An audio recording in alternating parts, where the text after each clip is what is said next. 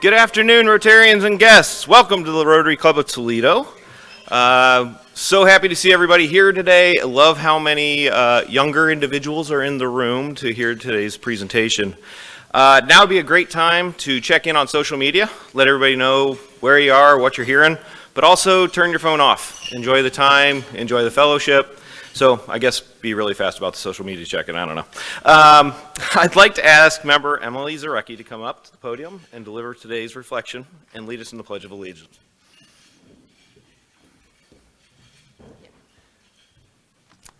Hello. I'm going to need these after all. I'm getting there.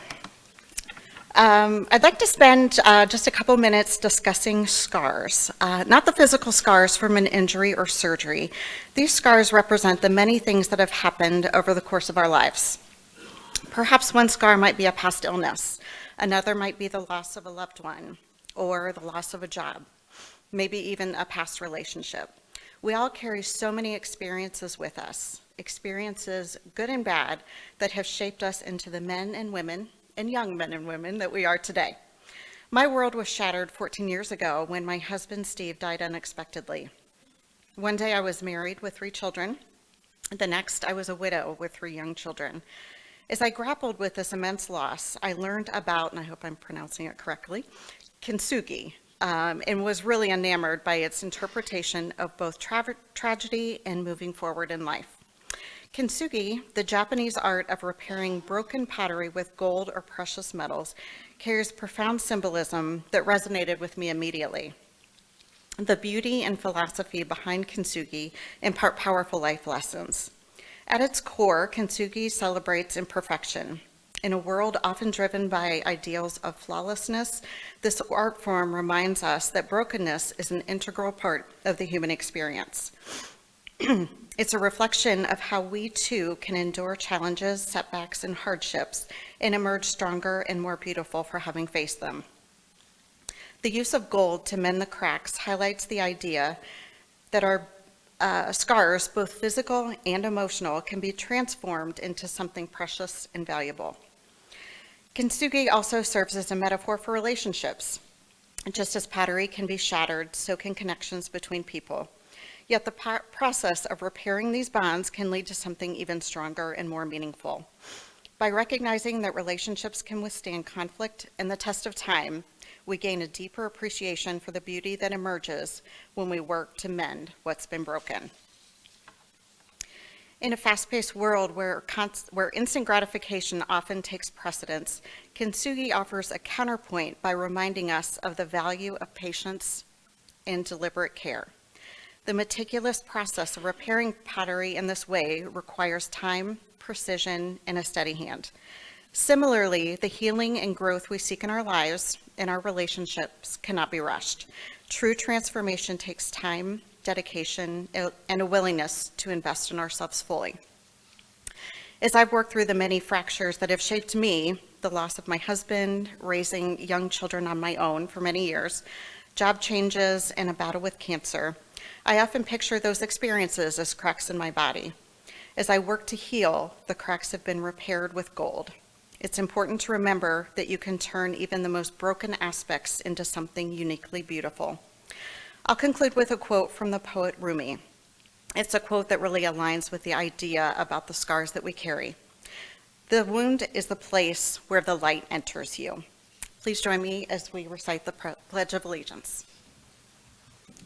I pledge allegiance to the flag of the United States of America and to the republic for which it stands, one nation, under God, indivisible, with liberty and justice for all. Thank you, Emily.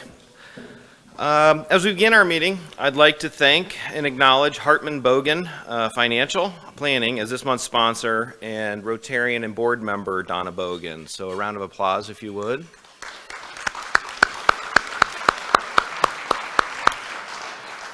So this should be a fun one. Does anyone have any guests with them today? And if so, please come to the floor mic.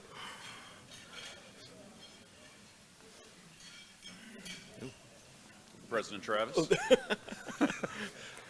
President Travis, happy to introduce Christy Kaufman. She is one of my colleagues at Raymond, and happy to have her as part of our corporate membership. Excellent. Welcome. Hi, honey. Hi, dear. President Travis, I'm introducing our daughter, Bryn Tangeman. We wanted to bring her yet again for this wonderful lecture. Just to note, school starts next week. You probably won't see Yep. much more of her Yep. for a while, but hi, Bryn. Hi, honey. Hi, dear. President Travis, I have the pleasure of introducing my wife, Kimmy, and the Chapman brothers here. We have Bobby, Oscar, and Vernon. Welcome all. Glad you could be here. They're my bonus sons. Yeah. President Travis, I'd like to introduce Esri Keeler, my daughter. Excellent. Welcome. President Travis, I'd like to introduce Matt Warner with the venues. Welcome. Glad you could be here. This is Nettie Bachbrader. She is Chair of the Guidance and Counseling Student Services at St. Francis de Sales School. Excellent. Welcome.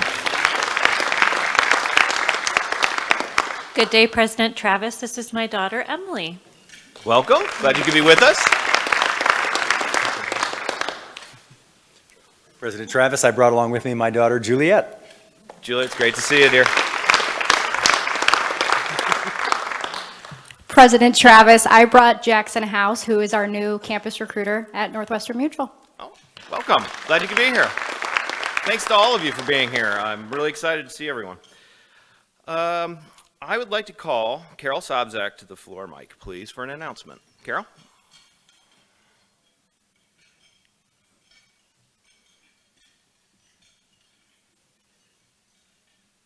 Darn, I was going to say hi, honey, too, but Go it's an for old it. joke by now.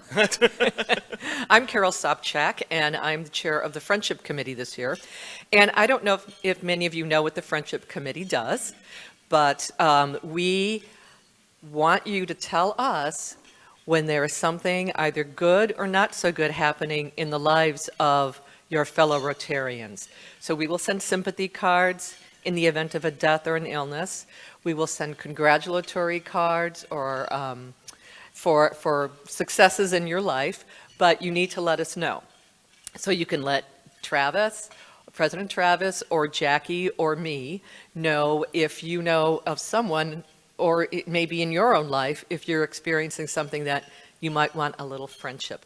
But I'd like to get ideas on what else we can do as a friendship committee besides just sending out cards, because while it's really nice to get a card in the mail, maybe we can do more, and maybe we can work with some of the other committees. So if any of you have any ideas, I'm going to get together with my committee, or please join the committee. Remember, all the committees were wiped clean this year, so you've got to rejoin your committee. So go online and do that.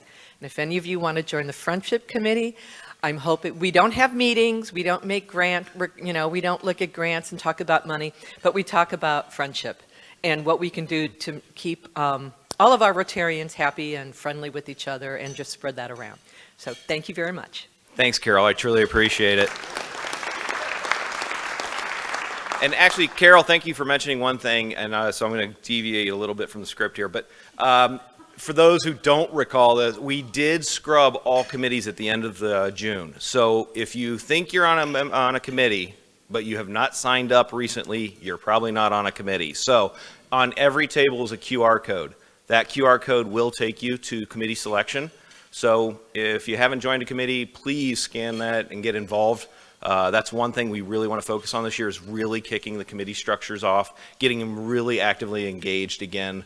So like I said, take a moment if you haven't, and please register for committees. Okay, back on script. I would like to invite Monique Harris to the podium to give us an update on her upcoming trip to Slovakia. Monique. So I just click on this?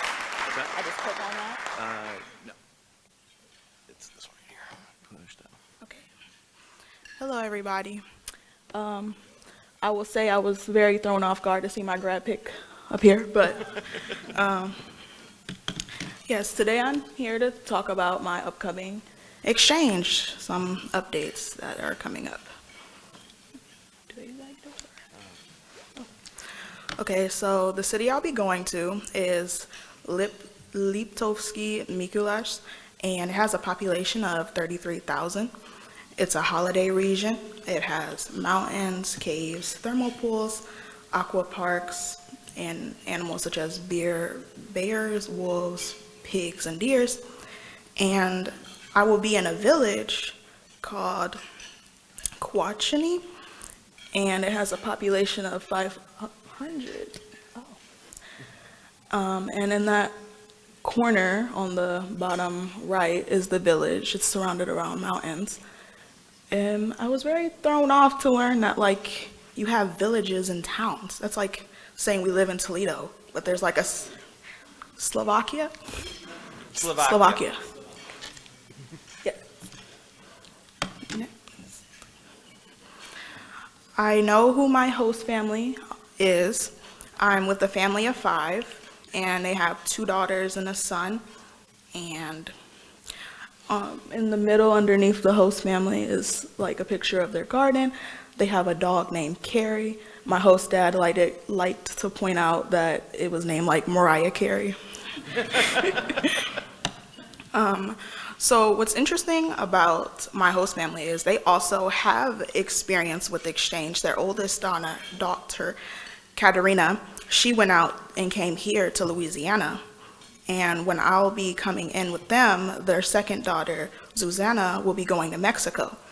In Europe, when they have kids do long-term exchange, the families have to let students stay with them while their kid is going out. But we don't require that here in the States unless you're doing the short-term exchange.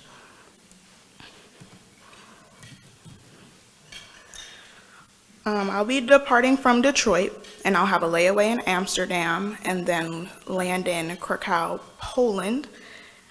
I'll be leaving August 26th, and I'll arrive August 27th, and then my host family will drive 2 hours to come pick me up. I would like for you guys to spread the word on Youth Exchange. I think this was a great day for so many young people to be here today, because as far as we know, Toledo Rotary has not had an exchange student. It's looking like since 1995. I'm the first student going outbound in a long time. The program is for ages 15 to 19. However, it gets a little iffy when you are like at the age of 18 like I was. I applied when I was 17 and turned 18 during the middle of the process. It will add some restriction on the country choices, but it seems that a lot of the people who apply are younger. But yeah, just wanted to throw that out there. The country choices are Austria, Belgium, Bosnia, Brazil, Chile, Colombia, Czechia, Ecuador, Finland, France, Germany, Hungary, India, Italy, Japan, Mexico, Peru, Poland, Slovakia, South Korea, Spain, Switzerland, Thailand, Turkey. If you know anybody who would like to go to any of these countries around this age, I would say please spread this out to teenagers. If you're a mentor, a parent, grandparent, have nieces or nephews, or a teacher, the top thing I hear from a lot of adults when I tell people about this is, wow, like, I've never heard of this program. I would have loved to do something at that age, but I never have heard of any of these opportunities like this. So I think it's something that we should spread out to more youth, because especially with COVID, it like set the program back a little, because before COVID, I heard that they had like 90 students go outbound. Now they only have like 35 going outbound this year. And from Toledo, I'm the only one. And in our district, 6,600, there's only 2 of us, and the other girl's in Oberlin. So please get this out there to more high schoolers so that they can also have this once-in-a-lifetime experience. Thank you.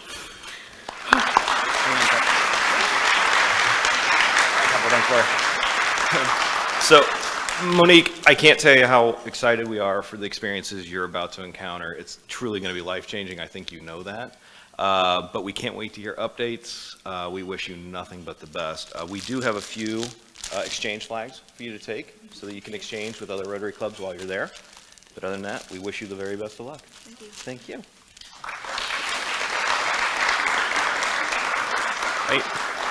I'm not going to lie, how cool is that opportunity? I'm sitting there kind of jealous, if I'm being honest, and I'm 50. I don't think I qualify anymore, though. So, Trace, start planning. Okay. Okay, moving forward. Like to acknowledge a few member anniversaries as we are entering August. So, celebrating 1 year is Yolanda Durden and Ian Malhoit, pardon me. So, celebrating 10 plus years, we have Dan Dudley, Bob Amthor, and Dan Murtaugh. So let's, okay. Yeah, heck yeah. Celebrating 20 plus years, Tim Harrington and Joe Napoli. God, I can't talk today. So, and 30 plus years, you gotta love that one. Father O, John Ehrman, and past president Brad Rubini. So thank you to all of you. Congratulations on your anniversaries.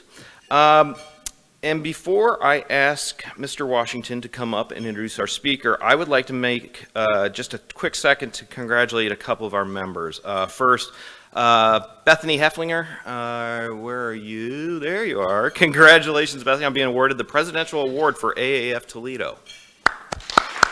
That's fantastic. Congratulations. I would also like to congratulate Laura Kaprowski. Laura, are you here today? Unfortunately, Laura was just recognized with the Visionary Leadership Award from Leadership Ohio. So again, your members in the news. God love them. So congratulations, everybody.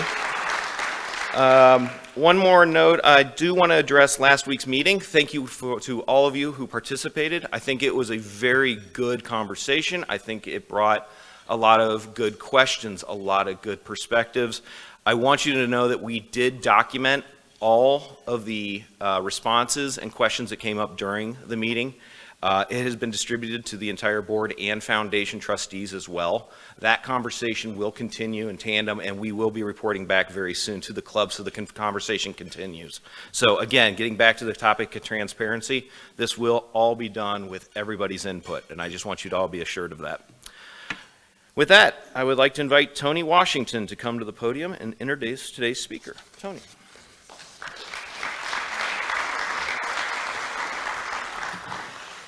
Thank you, everyone. Today it's truly an honor to introduce a remarkable individual who embodies the spirit of resilience and determination. I've had the privilege of getting to know Dr. Andrea Mata through our mutual connection and fellow Rotarian Dustin Dale, and our shared passion for making a positive impact. Hailing from a challenging background in a gang-infested neighborhood on the south side of Chicago, Dr. Mata's journey has been nothing short of inspiring. At the age of 11, her life took a pivotal turn, igniting a deep-seated drive to make a difference. With unwavering resolve, she pursued her calling and became a clinical child psychologist, specializing in treating antisocial and aggressive behaviors in children and teenagers. In 2021, Dr. Mata made a bold decision, leaving behind a tenured position to fully dedicate herself to her life's mission. She founded Bright Spot Families, an initiative that focuses on strengthening families by offering tailored workshops on coping, relationships, and parenting skills. Her commitment to fortifying families is further evident in her powerful TEDx talk titled From Murder to Mission, How I Found My Life's Calling, which is now on YouTube. Some fun facts about Dr. Mata that truly highlight her vibrant personality are, while she's a force to be reckoned with in her professional pursuits, she's also someone who enjoys the simple joys of life. From being a former D1 softball player and swimmer to completing not one, but 2 sprint triathlons, she continues to challenge herself both mentally and physically. While her achievements are noteworthy, it's Dr. Mata's candid perspective that truly sets her apart. She's a high school football coach who defies conventions, and unique insights into life often lead us to reevaluate our own beliefs. Her pet peeves include not treating fast food workers with dignity, and when people treat their dogs better than their children. Dr. Mata's candid approach keeps us engaged and thoughtfully reflective. So without further ado, I invite you to join me in welcoming Dr. Mata, a true champion of change, resilience, and strengthening families. Her journey and mission serve as an inspiration for us all to embrace challenges and make a meaningful impact. Please welcome Dr. Mata. Thank you.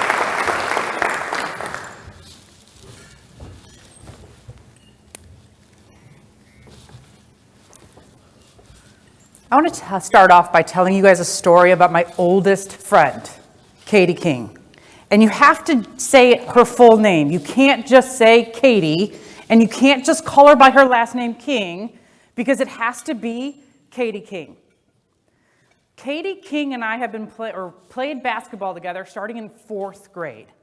And she is by far the best offensive basketball player, female offensive basketball player. I mean, Michael Jordan is far better than she is, but that I have ever seen. But she never made it to a Division I program.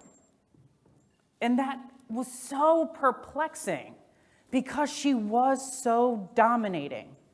But I remember our sophomore year in high school, we were both on varsity. Our coach, Coach Smiles, which is hilarious that that's legitimately his name, sits down next to Katie King, and I'm sitting next to Katie because we are oldest friends, and he looks at her and he goes, "Katie King, has anyone ever taught you how to play defense?" And in my head, I'm like, because I was always the person that played defense against her, and she was always the person that played defense against me in practices. And how many of you guys have heard of the term hack-a-shack? Right?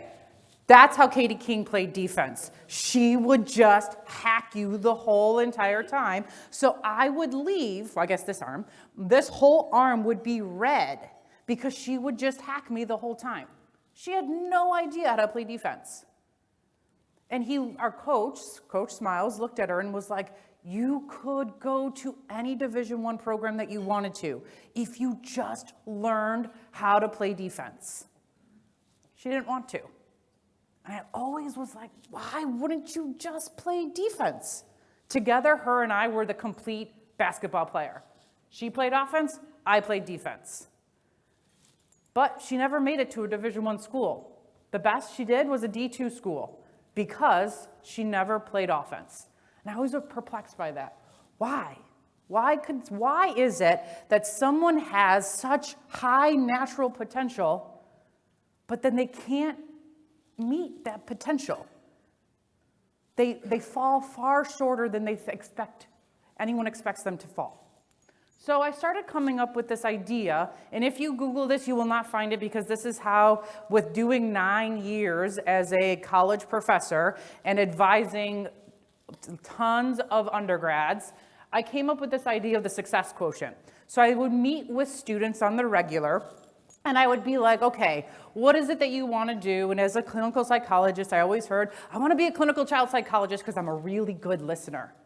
I'm like, oh, if only it was that easy to be a really good listener to become a clinical child psychologist. But this is what I came up with. Every single career in this world has some kind of number that you need to hit in order to be successful in that. So for Katie King, it was okay to be a Division I basketball player. And in order to get to that point, to that product, you have to mix your natural potential, your physical size, your speed, your IQ in regards to your IQ just in general for academics, your sport IQ, those kind of things. But then you also have to pair it with this. You have to pair it with your skills, your coping skills, your relationship skills. How much are you willing to put into it to get you there? And by whatever your natural potential is, because it's not changing. So if you want to be a Division I basketball player like Katie King, say you have to get 120, and maybe she had, 95 here, but she definitely did not have what she needed in the skills points to make up for the rest. I remember this one student athlete at the University of Findlay. She was a women's soccer player. And she came up to me and she's like, Dr. Mata, I want to go to vet school. Lots of people at University of Findlay want to go to vet school. It's a really good animal science program. But get into a vet school is the hardest program to get into in the nation because there's only 26 programs. And I'm like, okay. I'm like, what year are you? She's like, I'm in my junior year, spring semester. I'm like, what's your GPA? She's like, a 2.6.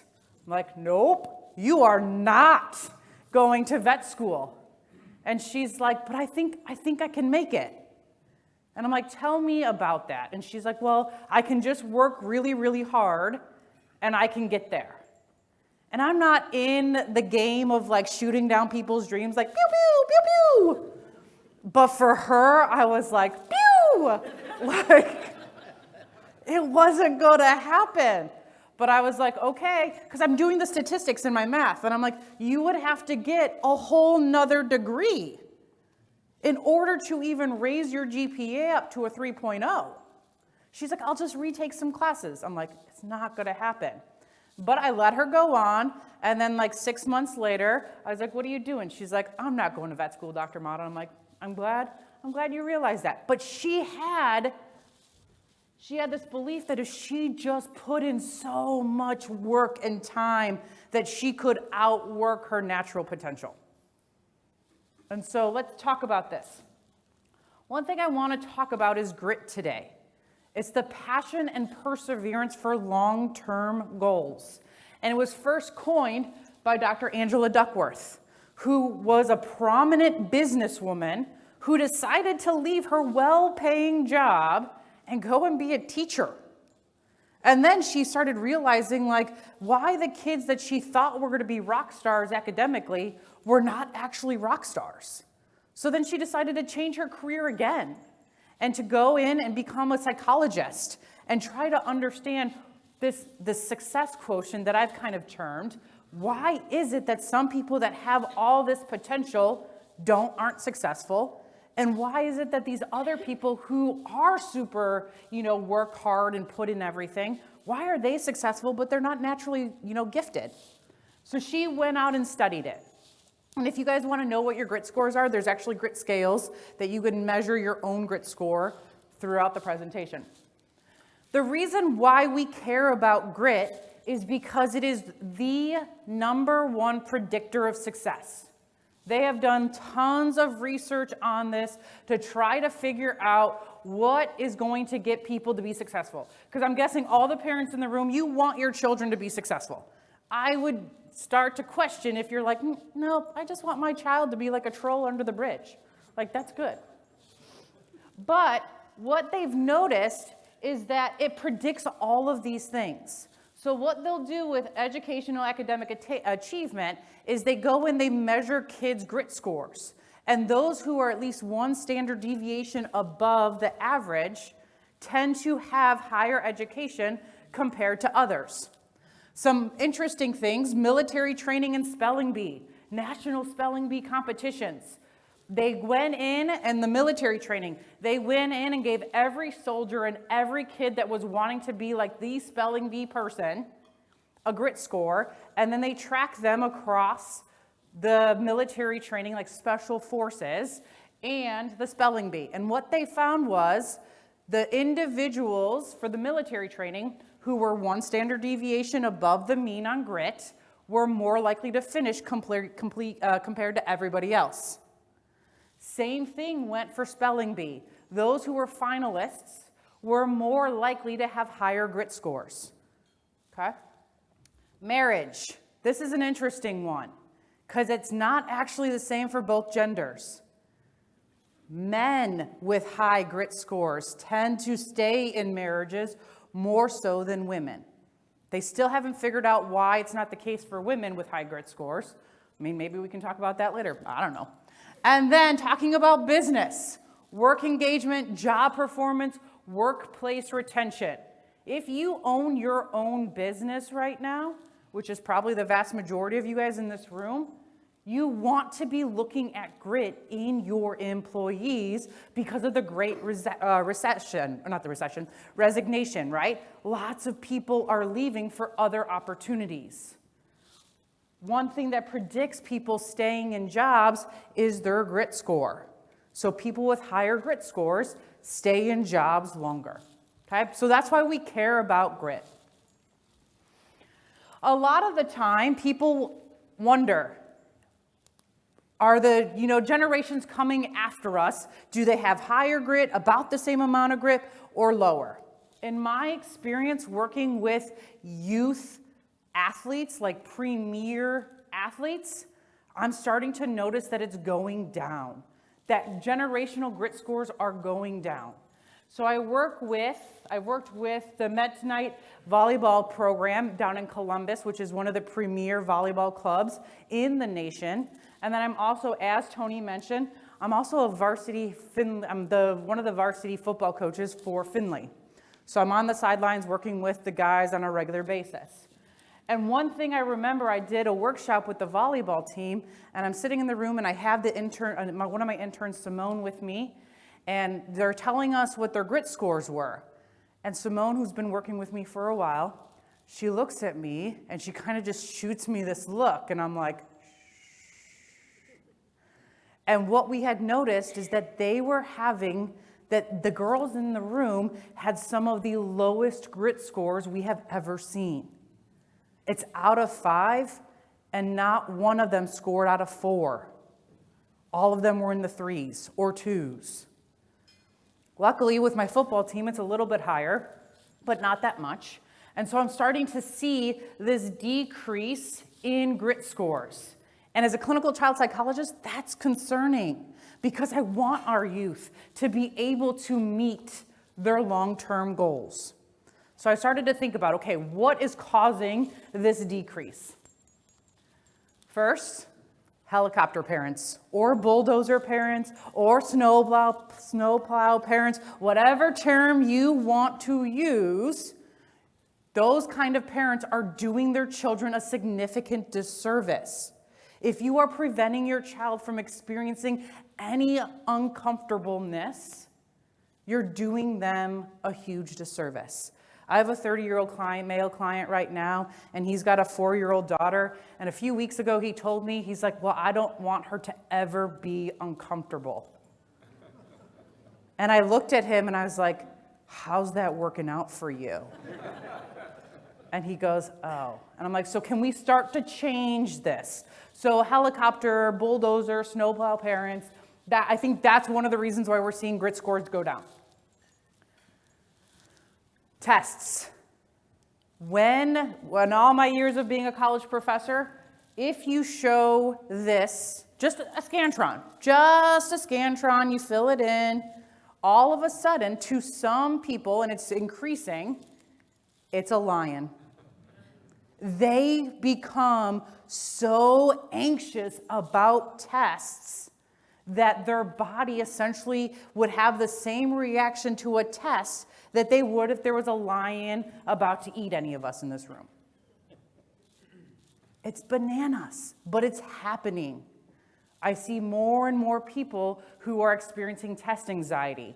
I have a client right now that she has to pass her CPA, and so we're doing like a test anxiety protocol because she's just so anxious about it. We have started to emphasize grades over learning. You need to get that A. You need to get that B. There's no C's allowed in this household. D's, get out of here. F's, no way. But we are emphasizing, because of things such as No Child Left Behind, that's a long time ago, but it's still impacting us. We emphasize grades much more over learning. COVID, that did a number on our youth. We are currently experiencing a mental health crisis. Until the practice that I belong to brought on 2 additional therapists in the last 2 weeks, my caseload, like my wait list, was 6 months. If you called me in January, the people just started getting in July. Because COVID has done such a number on us. We are not meant to live in isolation. We are meant to flourish with others and be connected. And then the last one, and this is just my own observation, nihilistic thinking. And it's specifically for our young men. I cannot tell you the number of male clients that will come into my office and I'll be like, okay, you're 20, let's start thinking about a career. And they're like, for what? I'm like, what do you mean for what? And they're like, why would I wake up, eat breakfast, scrambled eggs and toast, go to work for 8 to 9 hours for somebody else, go home, eat dinner, watch 2 hours of TV, and then go back to sleep, and then do the whole thing over the next day? Why would I do that? And I was just like, I'm like, but you have to have some kind of purpose. There has to be some kind of purpose in your life. Nope. And I'm starting to see more and more males with this nihilistic thinking than I've ever seen before. And so I think there's something going on with how we raise our girls versus how we raise our boys as a society that's causing our young men to be more nihilistic. Okay. So those are all the things. All right, so what can we do about it? Should we just be like anger and throw up our hands and be like, the generations before us, they're just screwed. Who cares? Start getting angry. Or should we be like sadness and just kind of lay on the floor and say there's nothing we can do? You could do either of those. Or we could start doing something about it. Start being agents in our own life and developing and growing our grit scores in ourselves and in our kids. Here's some ways. We want to teach them what's called a growth mindset and not a fixed mindset. Growth mindset is the belief that you can always get better. You can always do better. Right now, I won't say his name, but I'm working with a very, very high caliber quarterback. And he's got some weaknesses just like every other high school quarterback will have. And one of the things we've had to work on, but he's done a wonderful job this summer of getting better at it. And instead of having that fixed mindset of like, that's just something that I can't get better at, Dr. Mata, he's gotten better at it. And it's showing. And so always treating our children like you can always get better. You can always do better. So what are some practical ways to do this? The first one is deliberate practice. It has 4 different steps. Let's talk about them. Set a stretch goal or any kind of goal that you want to do. So it looks something like this. I always talk about goal mapping. And so you come up with some kind of outcome goal that you have absolutely no control over. Then you come up with some performance goals, what a lot of people call as SMART goals. And then you come up with process goals, things that you can do every single day or weekly that's going to help you get to that outcome goal. When I was still a professor, I worked with Jason Moore. He's currently a wide receiver on the LA Chargers. I probably shouldn't have told you that because now we did goal mapping with him. His outcome goal was to become a NFL player. But coming from a D2 school, it's not likely. And we had already just had a D2 player make the NFL, so it was like a 1 in a million shot. But he got there because we had planned out his goal map. So that's one option. That's the first step of deliberate practice, coming up with goals. Next one is you want to focus 100% of your attention on that goal for a specific amount of time. I usually suggest the Pomodoro technique. If you've never heard of this, you should try it. So what essentially you do is you set aside I usually do 2-hour blocks. Okay, so you have a 2-hour block where you're going to be completely focused. You put all distractions away, phones, you turn off your email notifications, everything goes off. And what you do is you set a goal for that first 25 minutes. And you focus on that for 25 minutes, whether it's writing or calling people, or if it's practicing your violin or practicing free throws, whatever it is, you focus on that task for 25 minutes. When that 25-minute timer goes off, then you go and you do something physical, usually walk around, for about 3 to 5 minutes. Then you set the timer again for another 25 minutes. Focused practice. Then you take a 3 to 5 minute break, another 25 minutes, 3 to 5 minute break, and then a final fourth 25 minutes. And then you give yourself a break, because at that point, your cognitive bandwidth isn't with you anymore, okay? So Pomodoro technique, I love it. There's a whole book on it. If you want to talk more about it, I'm more than happy. The last one, get feedback. So talking with people, communicating with people, what are some, and watching the language that we as parents or we as bosses use. So instead of being like, wow, you're so good at this, change it and be like, you tried so hard. So here's some language. This will be a challenge, but I believe you can achieve it.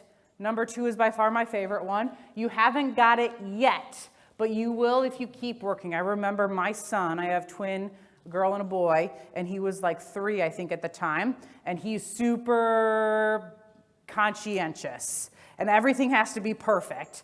And he was doing gymnastics, and his gymnastics coach looked at him. He's like, I can't do this. And she looked at him, she's like, you can't do it yet. And I was like, yes, Coach Savannah, I love you. So I really appreciate your effort today. It's okay to take risks. That's how we grow. And then getting better takes time, and I see you improving. So flipping the language you use to have more of that growth mindset language compared to a fixed mindset. Last one, reflect and refine. So 2 ways I do this. One of the things that I always encourage my athletes to do is I tell them, or I actually give them a notebook. Every single year, starting in the spring, I give all of my football players that I'm working with a notebook. And I tell them, 5 minutes before practice starts, I want you to write down what is your goal, your very, very specific goal for today. And they write that down, and then you go to practice, and then you come back, and you sit down for another 5 minutes, and you write out these things. What did I learn today? What can I do better? How can I improve? And so that's always the goal. And I remember back in March, I told my football players to do this, and one of them, I walk in the second day, and he walks in, he's like, Dr. Mata, I tried that. And I'm like, how'd it go? He's like, it worked. And I was like, yes. He's like, but I haven't done it since. Okay, baby steps. We can get there, okay? Then another option is what I call grit journaling. And I actually got this from my friend Jay Lee, who is from the bomb squad in the Navy. He's crazy. What am I thankful for today? So you write about it. Looking back on the day, what stood out the most? What did I do today that I can improve on tomorrow? And then 3 wins. What are 3 wins I got today? And so writing this out on a daily basis and having this so that you can constantly be trying to improve and reflect. Another good way to grow grit is to surround yourself with gritty people. If you surround yourself with people that are going to just kind of hang out and watch, Netflix or Disney Plus or whatever it is, you're not going to become grittier. But if you are pushing each other and making yourselves want to be better, that is awesome. So I'm a part of this group of 8 entrepreneurs, and we call ourselves the Avengers. I have no idea how we came up with ourselves. But we actually met last weekend, and we were talking about our businesses and how to grow our businesses. And so surrounding yourself with like-minded people. Okay? That's another way to grow your grit. Just surround yourself with gritty people. Another thing, sometimes people will say that grit is context dependent, meaning you're gritty in some instances, but you're not gritty in others. And that is true.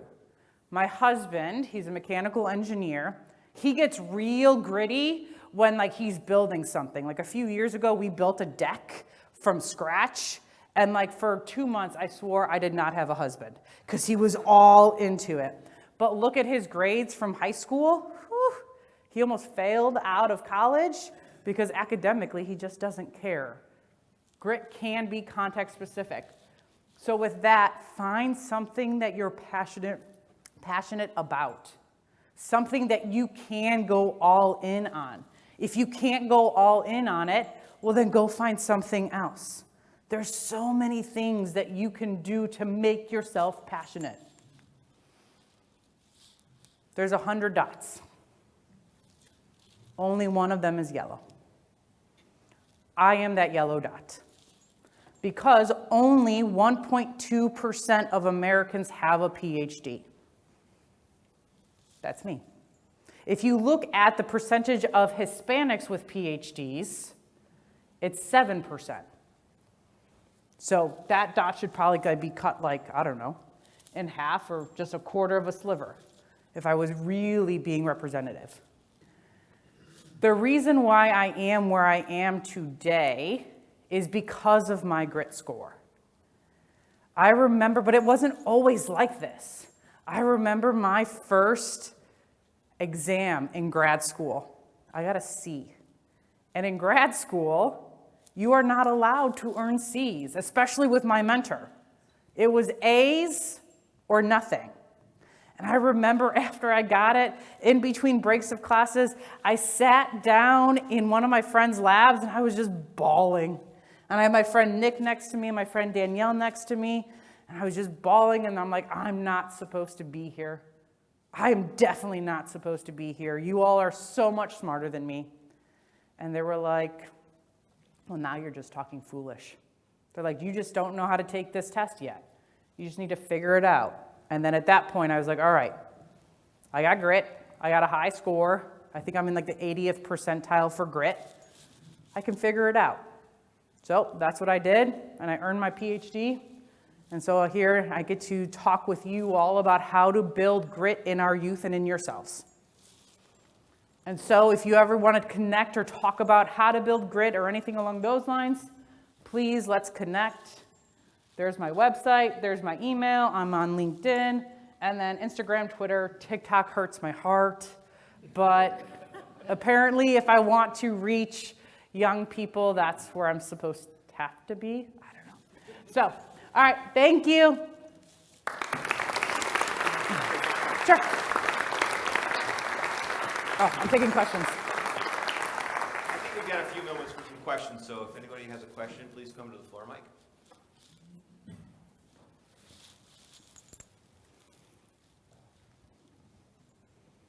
Hey, Dr. Mata. Hi. So I'd love to know, what does your research show about girls and building girls in grit? Is there a certain time in their lives where it's more likely to build their grit? What are things that can be done to help them and to help them succeed and go on in life? Yeah, so that is not my area of expertise, but I think the earlier that you can be using that growth mindset language with our girls and our boys, regardless, just all children in general, is I think where we need to go. So one thing that I held back on is like that nihilistic thinking is, and I might like lose my woman card or something like that, but I'm just going to say it, is that I think we have empowered our girls to the detriment of not empowering our boys. And we're starting to see that now. And so it's not that I want to like not empower our girls. I want to empower our girls, but I also want to empower our boys, and empowering both of them together, because I think that's the only way that we can advance as a society. So I think you really using that language and having them develop that growth mindset as early as possible. Does that answer? Hi, that was a great lecture today. My question, similar to Kelly's, is do you have any research or knowledge about what role socioeconomics plays in it? My daughter is in a terrific school district, and she's surrounded by a lot of kids who are very privileged. And I was raised in a terrific suburb, but I was also raised by a World War II vet. And my parents believed in manual labor and accountability, and so I saw a stark difference between my upbringing that was tempered with a lot of hard work and tough lessons, with a lot of, frankly, wealthy or well-off kids who were not. And the difference between those was really stark. And that's what we strive with our daughter is, you're among these incredibly privileged kids, but that's not going to help you succeed. I mean, it might help you pay for things, it might help you have access to terrific teachers, but it's still the same hard work that's going to get you forward. So I was curious if you had any information about that. So one of the books, Outliers, if you've never read Outliers, that's a really good book. And then Adam Carolla, whether you love him or hate him, he also has like this idea that like kids who are coming from affluent backgrounds and like well-off backgrounds, when it comes to grit and making something of themselves, it's a harder kind of road to go because they've had like a comfortable life. And so I think it's putting them into positions where they can experience what it's like not to live in such privilege. Getting them involved in, organizations where they're surrounded by less privileged children, those kind of things. And on the opposite end of that, I know the number one, or at least one of the best predictors of whether or not a disadvantaged youth can actually become successful is whether or not they have a mentor. So like that's why programs such as like Big Brothers Big Sisters is so important, because if they can see an alternative view of what life can be like, then they can then kind of see it and achieve it and those kind of things. Like my husband and I paid off our house because we followed Dave Ramsey back in 2021, and everyone's like, what did you do? And I'm like, yeah, like do that. So give people those visions. And so I think give them experiences in those for people that are less privileged, if that makes sense. Thank you so much for the presentation. I think it was amazing. Thanks. As a mom of an 11-year-old boy, it tugged at my heartstrings a little bit because it was very concerning that data that you shared about when they were 20 and that and so forth. And in order to kind of get ahead of that and spearhead that, my son, he's 11, he thinks he's going to MLB. And I'm not going to tell him he's not. Yeah. But I'm also like, we have to have realistic goals and, to get you there. Yeah. So my first question is what's the ages, how young do you start with people? Like, obviously you're talking kind of one-on-one. And, what other recommendations that if someone can't come to you besides, those things that you can do to help, specifically the boys of today? Because I do think that there is a huge focus on girls, and I totally applaud that being a female, but I don't want them to be left behind either, so. Absolutely. So I work with kids, so like with the sport performance coaching stuff, I probably start, they have to have some kind of cognitive development. So I'd say probably around like that 9, 10, depending on where their cognitive development is. But I would say like if you're looking for resources for boys, there's a wonderful program called The Program in Toledo that helps absent father children. And so like looking into those resources to kind of help those kids as well. Just to kind of empower boys as well, if that makes sense. Thank you for your wonderful presentation. I completely agree with what you say about grit. My son, also 11, happens to be friends with Karen's son. But I have a situation that's more about hockey than MLB. My son's learning grit because he's a travel hockey player. And he's been cut from several teams. So he has to learn to get over it, come back, and get through it. But your talk about the 20-year-old really scares me. Have you read The Trouble with Boys? Talks about school and how schools traditionally today are not set up for young boys, sitting at a desk, not enough recess time to work out. That's what concerns me about young boys and what we're seeing with some of your anecdotal evidence with some of the students you're interviewing. Can you comment a little more about that and where we need to go, maybe? Yeah, so I think the other thing that I wanted to mention, Karen, was like you said, like what about people that can't come to see you? I do presentations at schools. And so like I've been in a partnership with Cardinal Stritch for the last 2 years. And I go in and I do workshops and I meet with their counselors. So that's one thing, like can your child's schools can their guidance counselors do some kind of presentations around grit or something along those lines just to help them out. To kind of go off of that, a really good book that I enjoy and it also scares me to death is The Boy Crisis. And so it talks about why we're starting to see more and more boys, not more and more boys, but men are more likely to like die by suicide compared to females. Females are 4 times more likely to attempt to take their life by suicide, but men are 2 times more likely to actually complete suicide. So that is concerning. And I think it's just, I think the biggest thing is that we need to bring, and this is just my thing, like bring the focus of the family back. Like we need to really start to build up families and kind of forget about everything else because the government's not going to save us. Like they're not. And so just kind of focusing in on your family and what you have control over. And so like, can you improve your individual coping skills? Can you improve your relationship skills? Can you improve how you parent your children and like how you're spending time with them and connecting with them? Thank you.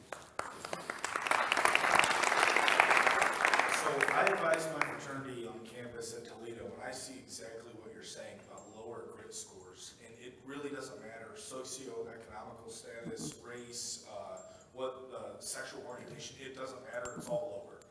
What are some things I can do to get a group of 18 to 21-year-old men and make them grittier?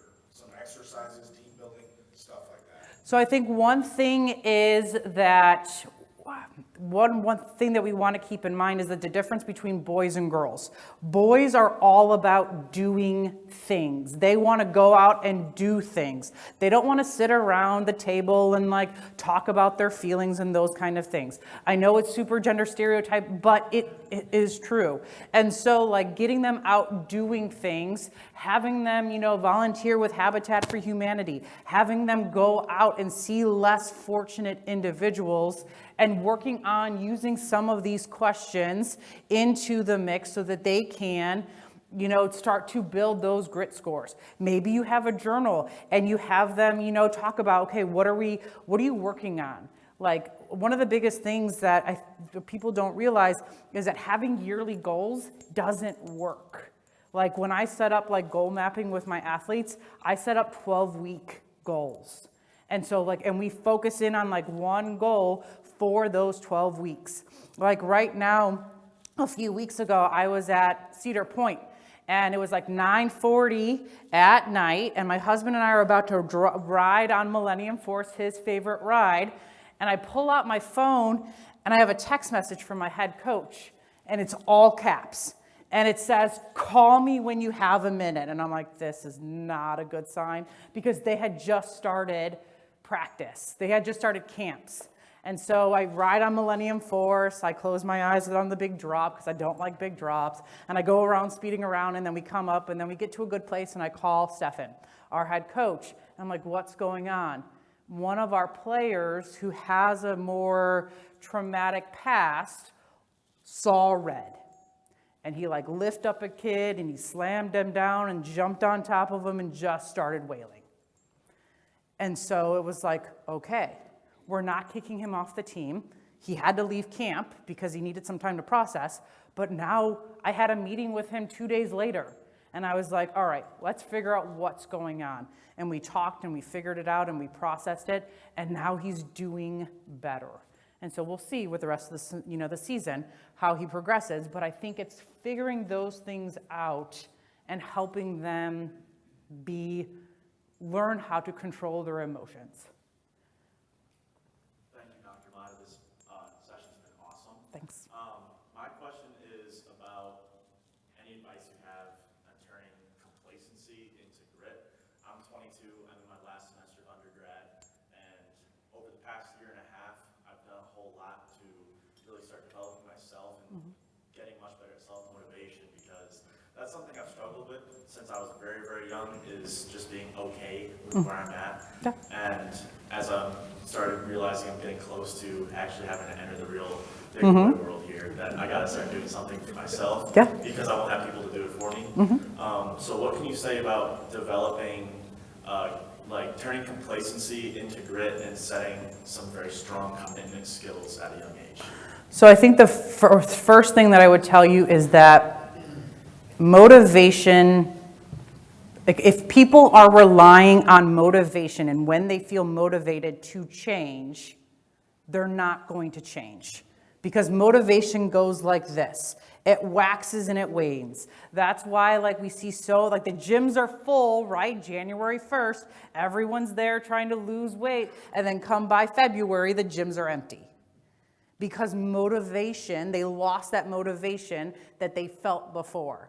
And so it's starting with a morning routine and being specific. List out 3 things that you have to do every single day, and you will not allow yourself to like renege on those 3 things. A great book would probably be like Atomic Habits. If you haven't read that, I would highly suggest it. It's just talking about like the more that you do things over and over and over again, it rewires your brain so that it's easier to do those things. But the more that you don't and the more that you're complacent, the easier it's going to be to not do those things. Thank you. Dr. Mata, thank you so much. That was fantastic. I appreciate you taking the time. I appreciate everybody here giving us patience.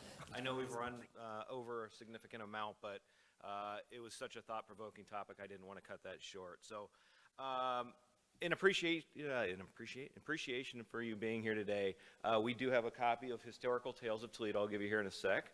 Authored by past President Clint Mock. We'll also be making a donation in your name to the Polio Plus campaign. So again, thank you very much.